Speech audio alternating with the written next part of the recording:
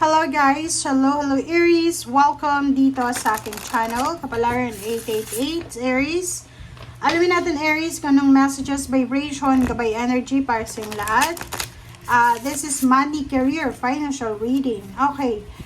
Thank you sa lahat ng Aries na nanonood, sumusubaybay, mga bago or dati kang subscribers. Thank you sa inyong lahat guys.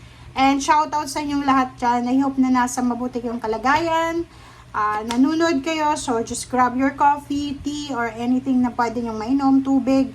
And panoorin nyo yung aking videos pag medyo, kumbaga, nangangailangan kayo ng guidance, pag nagpapahinga, parang ganun. Para, kumbaga, mabago yung iniisip nyo kung may problema kayo iniisip. Okay?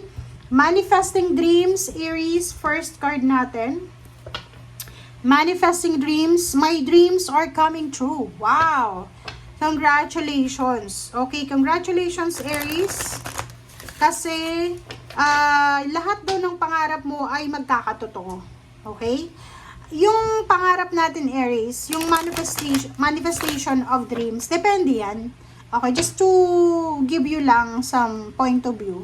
Ang tarot card natin, lalo na kung tungkol ito sa manifestation of dreams, hindi siya yung mananalo ka sa loto. No.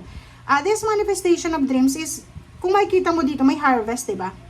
Literal, kailangan natin na, kung gusto nating makuha yung mga pangarap natin sa buhay, kailangan natin siyang trabahuhin ng tama. Okay? Kailangan nating magpagod. Kailangan nating anong tawag dyan? Pagpawisan. Okay? Para malaman natin kung talagang deserve natin yung dreams na yan. Okay? Manifestation of dreams, possible yan sa lahat ng Aries na nanonood. As long as na alam nyo sa sarili nyo na ginagawa nyo yung best nyo. As long na alam nyo sa sarili nyo na legal yung ginagawa nyo. Okay? Okay. Next card is zero, new beginning. So, yun. Zero new beginning, sinasabi ng baraha. Pwede may mga Aries na makakapag-desisyon sila this month of June na maghanap ng trabaho, mag-apply ng trabaho sa company or sa isang establishment, sa community. Or yung iba sa inyo dyan, mayroong mga Aries na nasa Pilipinas, dating ex-OFW, or first-timer, posibleng makakapag-desisyon kayo na bakit kayo hindi ko i-try ng mga ibang bansa, bakit kayo hindi ko i-try na, kumbaga, umalis. I-try kung ano yung pwedeng magawa. Communicating freely. In terms of relationship, money, career, yun ang kailangan mong gawin sa ngayon. Mag-communicate ka ng maayos. Ano ba yung ibig sabihin yan? Dito sa baraha mo na to, Aries, importante to sa'yo. Kasi if you're married to someone na medyo narcissistic, yung, kumbaga, kailangan mong alamin ang katotohanan bago ka gumawa ng aksyon kasi baka mapahama ka, 'di ba? So wag tayong kakampi sa kung sino-sino or even asawa mo, boyfriend, girlfriend, magulang, anak. And kasi pwede kang mapahamak eh. Okay? Dito sa new beginning, sinasabi ng baraha sa'yo na oras na, Aries, para makapagsimula ka na ng mga plano mo sa buhay.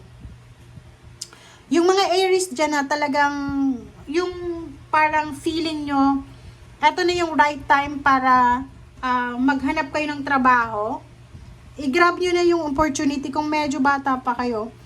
Kasi, alam nyo ba, ang bilis natin tumanda. Ang bilis nating, diba? Napansin nyo, ang bilis ng araw.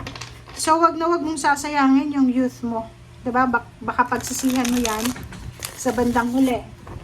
And yung manifestation of dreams na yan, lahat tayo capable na mamamanifest yan. As long as na mayroon tayong action na ginagawa. Hindi yung, diba, nagmamanifest tayo pero wala naman tayong ginagawa. In short guys, yung manifestation of dreams, hindi yan applicable sa mga nagtatambay lang na Aries. Okay? Hindi yan applicable doon sa mga walang ginagawang action. Just to be clear lang ha, kasi baka may nanonood sa atin na wala namang trabaho, hindi naman siya nag-a-apply ng trabaho, wala namang, kumbaga, ano tawag dyan? Pagkukusa, tapos nakita niya to, may manifest ako. No. Mamamanifest mo lang kung may gagawin ka. Okay? Six of Earth, charity, generosity, windfall. Sinasabi ng bara sa'yo, Aries, na isang windfall, isang financial windfall, ang posibleng papasok sa buhay mo. It's either a gift, it's either, like for example, donation, it's either sponsorship, scholarship, or anything na pwedeng magdala ng balanse sa buhay mo.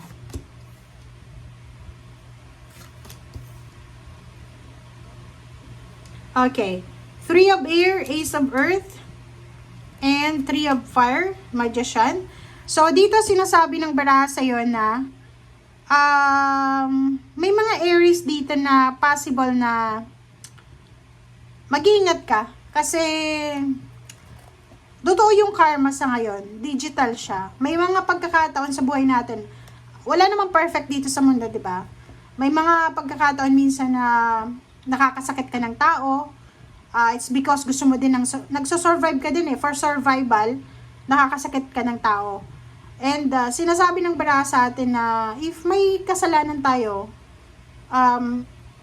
huwag tayong mag-atubiling humingi ng tawad kasi yun yung pinaka-importante. And pag humihingi tayo ng tawad, dapat yung talagang sincere, yung hihingi ka ng sorry pero hindi ka naman talaga nagsusorry.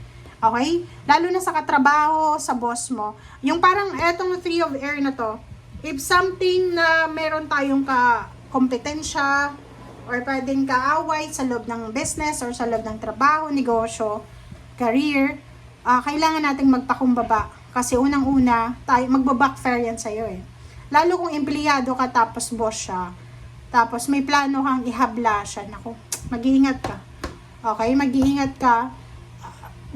Kumbaga, balance yung batas. But, sometimes, may mga mali yung mga empleyado na kailangan tanggapin. Okay? Meron din yung mga boss na mali. Pero, if ikaw yung boss, kung mali ka, kailangan mong mag-isip. Kung ikaw empleyado, ganun din. Okay? 3 of Fire, isang unexpected. Doon sa ibang mga Aries, prepare yourself. Prepare yourself kasi isang unexpected, milagro, mystery, matagal mo na itong hinihintay eh. Maybe this is the job, this is the business na gusto mong buksan, or this is the opportunity na gusto mong simulan. So, this month of June, sinasabi ng barahan na mayroong napakalaki, sa big opportunity siya na makakatulong sa'yo.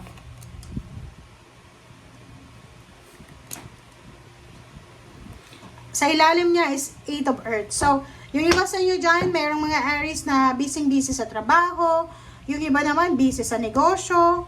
Yung iba naman sa inyo, busy sa love life. Yung iba naman sa inyo dito ay busy sa pamilya. Yun. So, dito since ang usapan natin dito is money, career, financial, sinasabi ng baraha sa'yo dito, Aries, na iwasan natin yung pagiging materialistic. Okay, yun lang. Ito yung egoistic na to eh. Mag-iingat ka kasi ang nakikita ko sa'yo dito, you will feel betrayed. You will feel betrayed. You will feel suffocated. It's because of money. Like someone pwede kang singilin or maybe marami kang mga ginastos na pera na hindi dapat gastusin, parang gano'n. Okay, so dito sinasabi ng baraha sa'yo na posibleng sa loob ng trabaho ay may isang Aries na may in love sa kanyang katrabaho or maybe sa kanyang boss or kung kanino man.